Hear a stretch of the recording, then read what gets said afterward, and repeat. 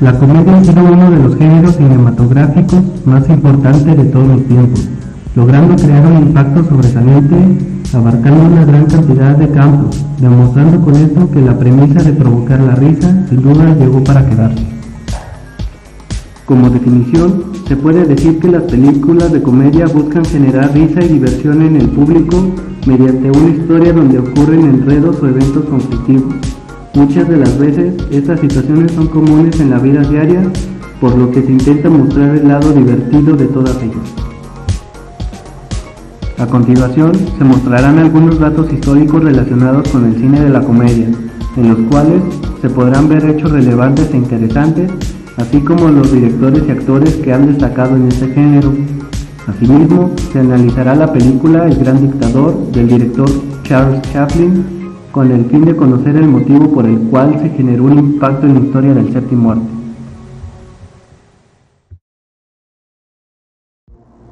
El regador regado de los hermanos Lumière en 1896 es considerada la primera comedia de la historia del cine. Desde un inicio existieron películas que mostraban imágenes que alegraban o hacían reír al público, aunque fuesen sin acompañamiento de sonido. Esta clase de películas, casi todas americanas, utilizaban persecuciones, golpes, caídas o accidentes para conseguir la alegría del espectador. Este tipo de comedia en ese tiempo fue conocida como slapstick o comedia baja, por la implementación de violencia para lograr hacer reír. Con esto se comienza lo que son las bases para el futuro cine de comedia. En este periodo de cine mudo, algunos de los directores que más sobresalieron fueron sin duda Charles Chaplin, Mack Sennett o Buster Keaton, sin mencionar que algunos de ellos también fueron considerados excelentes actores. Otras estrellas que también se dieron a conocer en esta época y que tuvieron mucha fama fueron, por ejemplo, Max Linder, Harry Langdon o Harold Lloyd, logrando demostrar que en este género también hay grandes exponentes. De las películas más importantes del cine mudo destacan Police en 1916, El maquinista de la General en 1926, El hombre cañón también en 1926 y El tenorio tímido en 1924.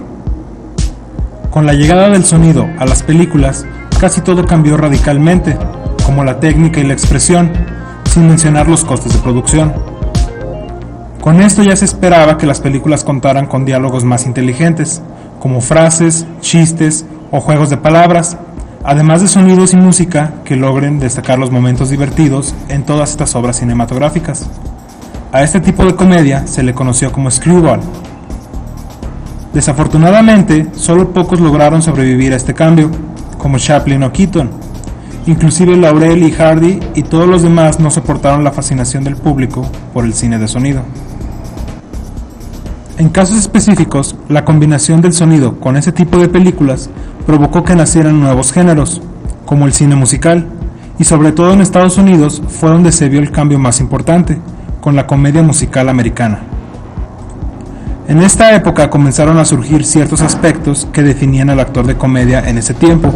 Algunos de ellos simplemente podrían ser vestuario más o menos ridículo, formas de pensar ingeniosas, actitudes provocativas, vergüenza, etc. En los años 30 existieron directores que fusionaron las características del cine mudo con las ventajas y nuevos descubrimientos del cine sonoro.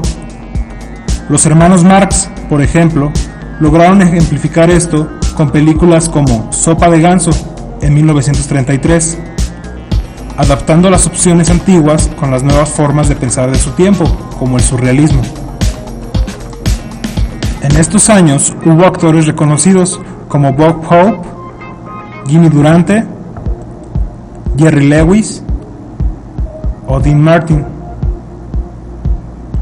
Conforme avanzó el tiempo, surgieron personajes que sobrepasaron muchos límites, como Woody Allen, mostrando ironías en sus películas sobre la fobia al matrimonio, por ejemplo.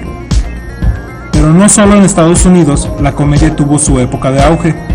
Muchos países tuvieron a sus exponentes que los reconocían internacionalmente. México tuvo a Cantinflas, Viruta y Capulina o los hermanos Valdés, Italia a Totò y Francia a Fernandel y Pierre Richard.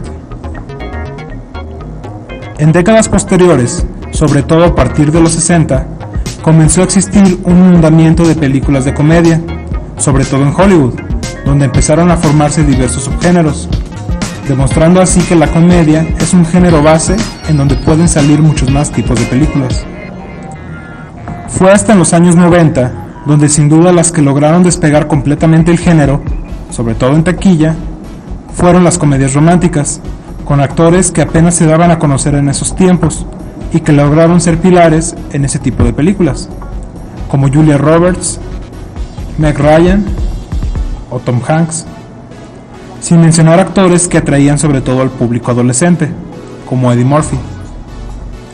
Ya a partir del año 2000 surgieron películas poco inteligentes que no tenían una trama definida, pero que atraían a la audiencia más joven, aunque muchas de las veces lo que hacía reír eran sus diálogos sin sentido o situaciones absurdas, teniendo como principal atracción el hecho de que son parodias a películas actuales y de otros géneros. También comenzaron nuevos subgéneros que no se veían antes, que al final de cuentas